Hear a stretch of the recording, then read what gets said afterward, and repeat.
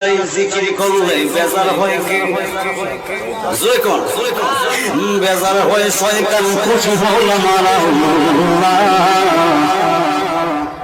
এই জন্য একটা জবান বন্ধ রাখবেন না। আল্লাহ পবিত্র কালামুল্লাহ শরীফের মধ্যে ঘোষণা দিলেন, আমি তোমার একটা জবান দান করলাম। এই জবানটা পাওয়ার পরে জবানটা দিয়া কত রকমের মিথ্যা কথা বলো।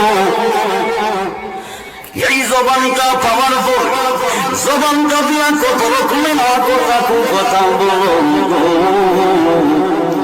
কিন্তু আমি আল্লাহ পাক রব্বুল আলামিন তোমার জবানের মধ্যে সামান্য পরিমাণ কোন সমস্যা করি না। ইব্রাহিমপুরের জ্ঞানী গুণী ভাই বাবারা, আমি আপনাদের কাছে জানতে চাই, আমার আল্লাহ যদি ইচ্ছা করে গো মিনিটের মধ্যে আপনি আমার জবানটা চিরতরে বন্ধ করতে পারে কি পারে না?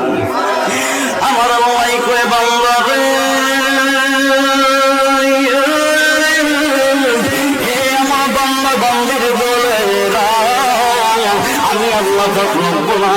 তোমার একটা জবান দান করছি গো, ওই জবানটা দিয়া যদি তুমি আমি মাওলা পাকের জিকির করতে পারো, আমি আল্লাহ ঘোষণা দিলাম, ফাযকুরুনি আযকুরকুম ওয়াশকুরুনি ওয়ালা তাকফুরুন।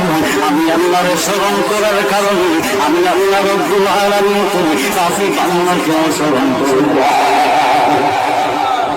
বাজান লা ইলাহা ইল্লাল্লাহু পড়লে দিবে, লা ইলাহা ইল্লাল্লাহু পড়লো, লা ইলাহা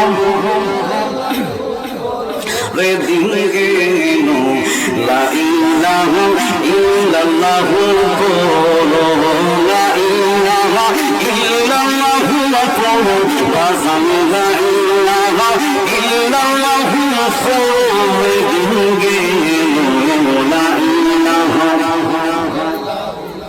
ওই আলিফের উপরে ফেস দিও, আলিফের উপরে ফেস দিয়া